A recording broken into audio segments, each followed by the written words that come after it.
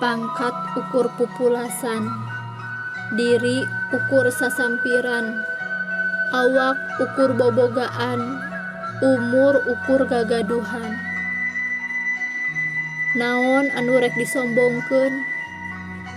Hirup mah teu sorangan, butuh batur, butuh dulur. Kade jeung babaturan kudu akur, da urang engke teh bakal dikubur moal ku sorangan. Saleutik naon wae kahadean nu ku urang dilakukeun, moal aya anu sia-sia, kahadean bakal dibales ku kahadean.